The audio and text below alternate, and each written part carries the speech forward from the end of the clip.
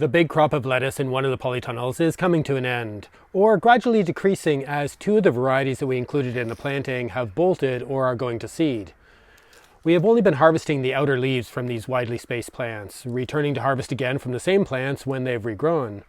This is a method that I call lettuce trees, as in the end, when they're bolting, the plants look like palm trees with a cluster of leaves at the top of a tall stem.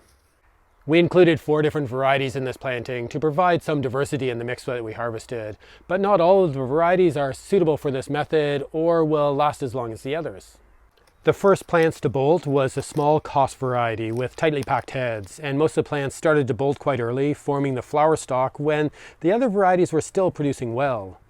I finally pulled out these plants a few days ago to give the others some space, and I'm currently snapping off the top of the vigorous green salad bowl variety. The plants of this variety produced a lot more leaves to harvest than any of the other varieties, but its strong growth seemed to come with a shorter harvest window, at least for good quality leaves.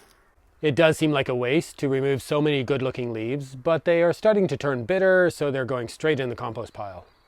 I decided to snap off the tops of these plants and leaving a trunk, rather than pulling the plants out by the roots, mainly to prevent soil dropping on the remaining leaves, and it is apparently better for the soil to leave the roots in place for a while longer. With a lot of these larger pale green plants out of the way, this gives more space for the plants of the remaining 2 red varieties, some of which were getting quite crowded out. It looks like we will get a few more harvests from this bed, but the mix will not be as diverse. By the end of next week, I suspect this full bed will be cleared to make space for the summer crop, and thankfully we have other batches of lettuce to rely on.